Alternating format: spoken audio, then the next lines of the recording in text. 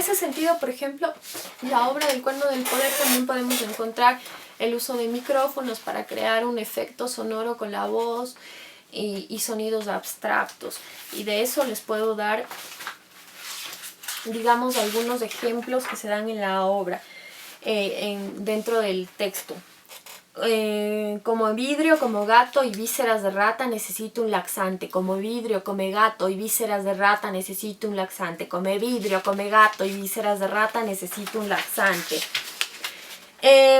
También se crea mediante la repetición cierta sonoridad en la palabra. Push, pash, push, push, pash, push. Nada de nada, nada de nada. Push, pash, push, push, pash, push. Un stop al corazón. Zip, zap, zip, zip, zap, zip. Shh, shh. Zap, zip, zap, zap, zip, zap, zap, zip, zap, zap, zip, zap. Shh, shh. Zap, zap. Shh, shh. Zap, zap. Shh, shh. Zip. En ese sentido, estos son como tipos de composiciones abstractas que están enmarcándose dentro de la obra y que crean cierta sonoridad con la palabra.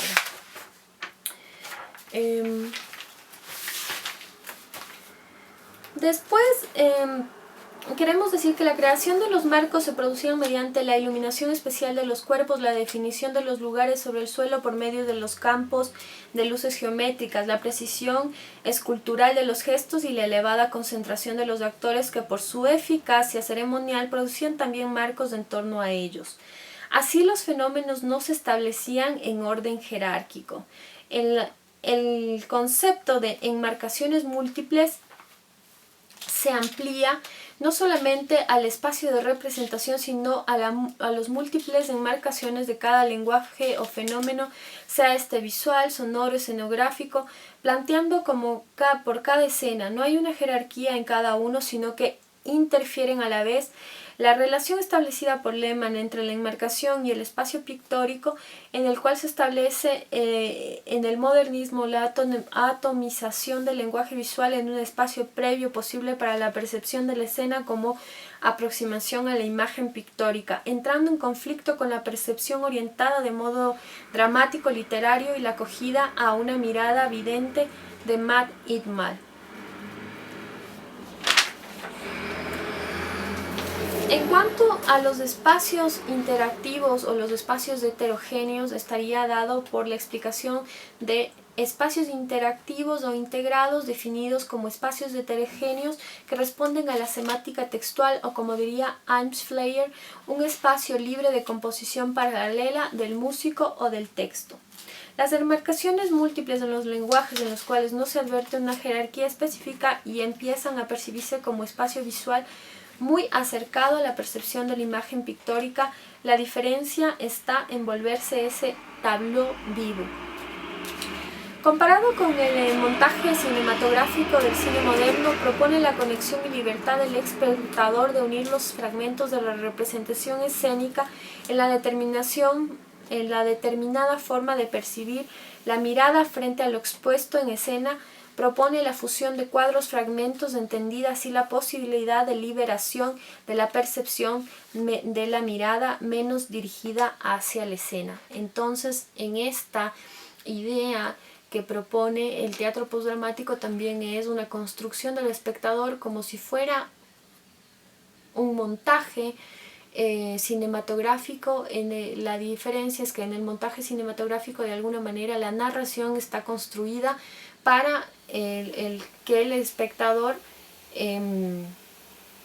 haga su propia construcción de la obra, pero en el campo de la representación o del teatro postdramático habría esa distancia y esa libertad del espectador, que no tiene un solo objetivo fijo al cual mirar, sino que está mirando, por ejemplo, ahora un cuerpo vivo y un video, y decide sin ninguna jerarquía el lugar al que, digamos, todo está aparentemente al mismo nivel y no hay un lugar predispuesto para dirigir la mirada del espectador.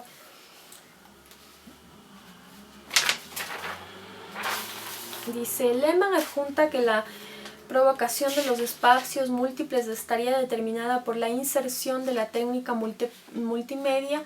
El intérprete no observa las imágenes que le mandan.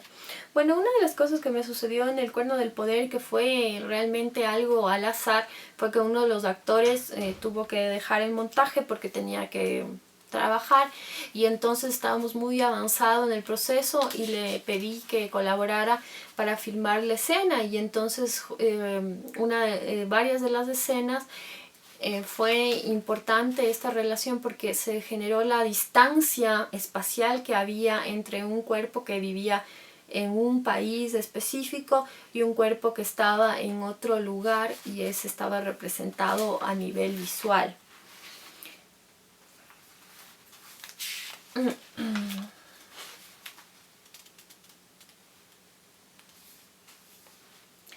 Frente a un campo de actuación fragmentado mediante cortes en unidades definidas y heterogéneas, el espectador tiene la sensación de ser elevado de acá para allá, como una película de secuencias paralelas. Así, el procedimiento de montaje escénico provoca una percepción que recuerda al trabajo del montaje cinematográfico. Esto ya lo habíamos dicho, da más libertad a la lectura. También dentro de la obra, la espacialidad fue generando su propio espacio, y hay algunas relaciones que he encontrado respecto al mismo, ¿no? El espacio de entorno de vida e imaginación, el personaje protagónico habita en una realidad acomodada y también habita en una realidad marginada, y también en la etapa de ser exiliada un poco de su país. El espacio de la violencia, el espacio del trauma. El personaje vive algunos traumas. El uno es la pérdida del padre de forma violenta, porque termina enterándose que por los medios que su padre ha sido asesinado, pero esto no se dice en un primer momento y hay una manipulación mediática al respecto. Me gustaría leerles un fragmentito de uno de los noticieros que aparecen en la escena. Y también cabe recalcar que la relación que tenemos entre las lenguas, estando en diferentes países, pero que convivimos con esas realidades diversas. We have Soraf in our hands, so common in us, to make a long range, socialist or dictator or socialist. Anyway, we erased the question. Intercepted phone calls with his mother. He couldn't go to the bathroom, the poor. We don't forget that the best ideas occurs in the bathroom. Entonces, todo este texto, por ejemplo, que se utiliza en los noticieros y que de alguna manera es una burla porque comienzan a hablar los personajes de lo que realmente hacen y lo que realmente se oculta en la noticia, como una manera de develar la tergiversación, más aún la que estamos viviendo también en Latinoamérica por los medios de comunicación, y cómo eso involucrar cómo introducir, digamos, esta idea en el texto dramático. Entonces el personaje vive estos espacios del trauma, que es la pérdida violenta del cuerpo, el ausente al que no puede, digamos, hacerle una ceremonia porque realmente fue asesinado, ¿no? Y ella está en otro lugar, no está en otro país cuando sucede este acontecimiento y se entera lo que ha pasado con su padre. Y la segunda es que es perseguida por unos sabuesos y violentada.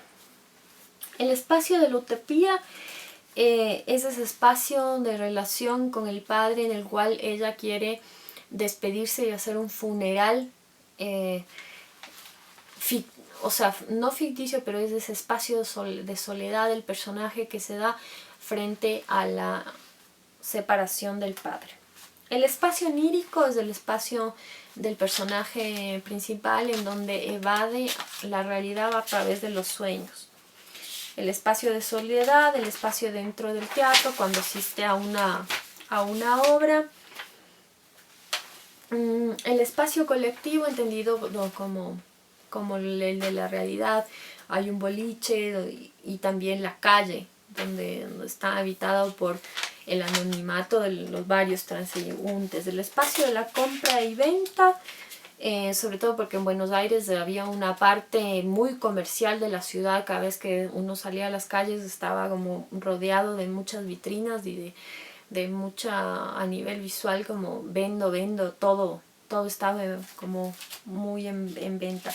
El espacio de la autora, que también se toma en cuenta porque mi doble nacionalidad, haber nacido en Argentina y vivir en Ecuador, y regresar a Argentina después de grande y tener una memoria de niña y de muy tierna, y toda la historia política, social en Argentina siempre me ha marcado muy fuerte, desde mi nacimiento, y también mi relación con la cultura ecuatoriana, que ha sido como más tradicional y más permanente en cierto sentido.